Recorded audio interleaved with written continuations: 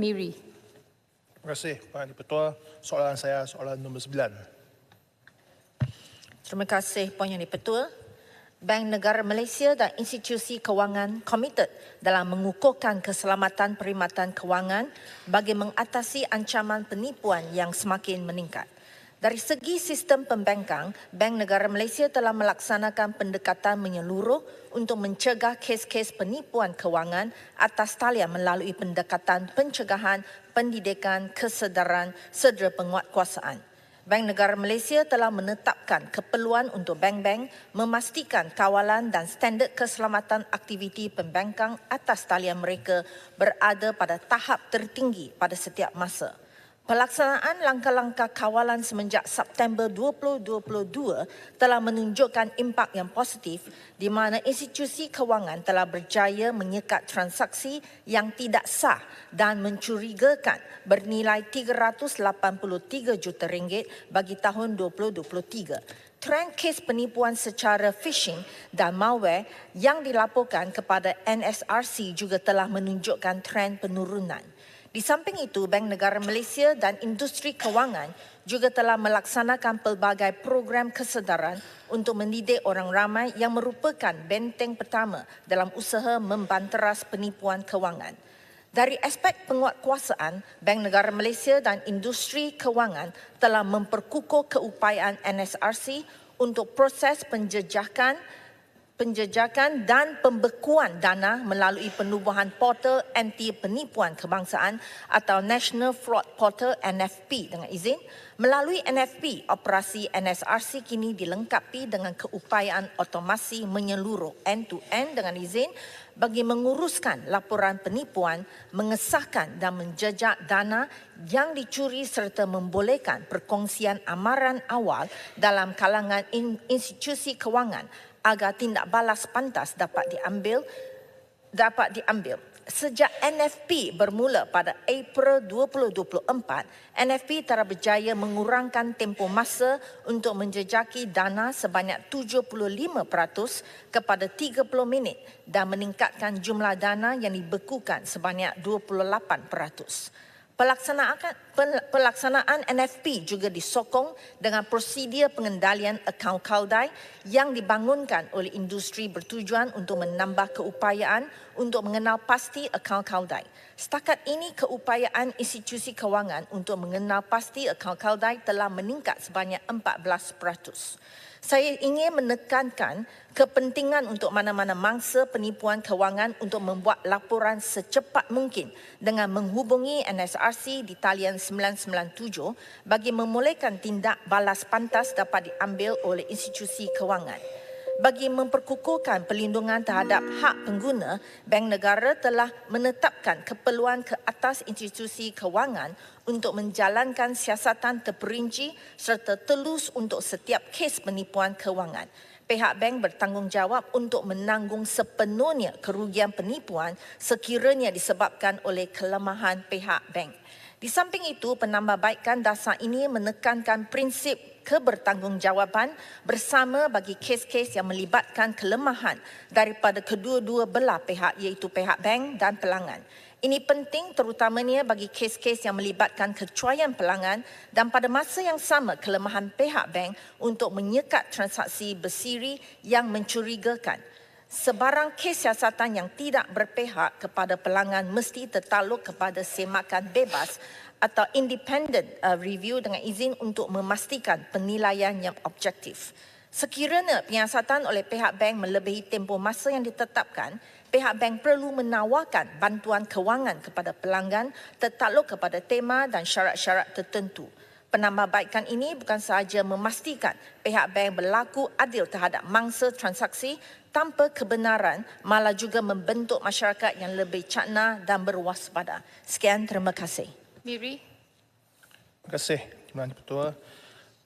Soalan tambahan saya adalah kita semua sedia maklum bahawa piawaian keselamatan Transaction Authorization Code TAC ini telah menjadi semakin terancam dan mudah terdedah kepada serangan cyber. Selalunya kita boleh dengar aduan bahawa di mana pihak bank telah mengatakan bahawa mereka sudah hantar TAC, tetapi pihak pengadu pula akan mengatakan bahawa mereka tak pernah terima TAC. Adakah pihak negara Malaysia mempunyai sebarang langkah keselamatan supaya semua bank dapat meningkatkan kawalan dan piawaian keselamatan bagi perkhidmatan perbankan mereka? Terima kasih.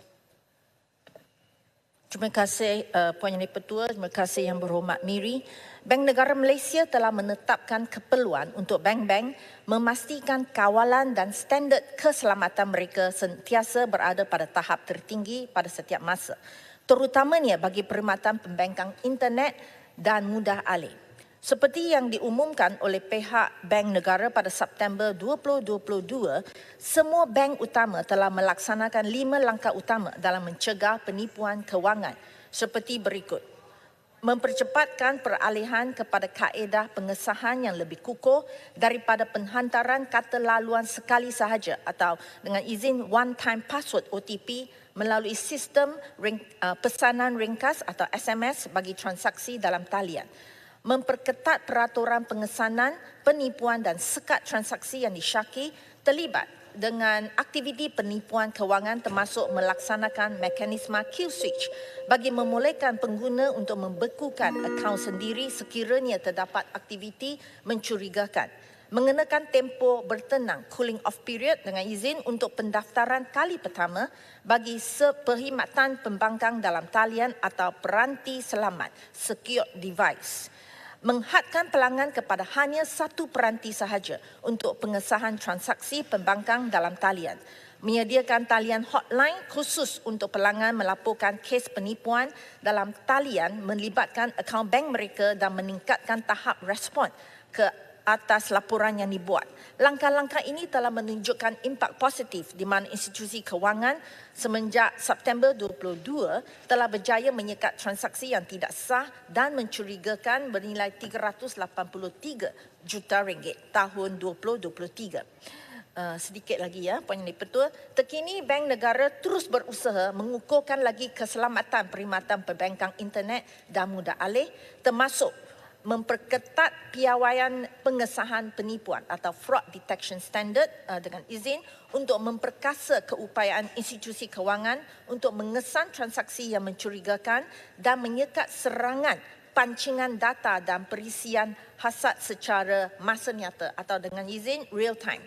Menambah baik dasar elektronik Know Your Customer atau eKYC dengan mengukuhkan pengesahan identiti atau dengan izin identity proofing untuk membanteras jenayah akaun kaldai, menghendaki pengeluar wang elektronik atau e-money issuer dengan izin untuk melaksanakan 5 langkah pencegahan penipuan kewangan yang disebutkan tadi. Setanding dengan institusi pembangkang dan akhirnya menguatkuasakan mekanisme kill switch bagi membolehkan pengguna mengambil tindakan segera untuk membekukan akaun mereka sendiri sekiranya terdapat aktiviti yang mencurigakan. Sekian, terima kasih. Babak. Menteri, sejauh manakah tindakan penguatkuasaan kill switch yang diguna pakai setakat ini dan apakah langkah yang diambil untuk meningkatkan kebertanggungjawatan institusi perbankan sekiranya terdapat sebarang kes kecuaian di pihak bank sehingga berlakunya kes penipuan dalam talian. Dan hal ini, apakah kriteria penentuan kadar hukuman denda yang dikenakan supaya ia setimpal dengan keuntungan bank?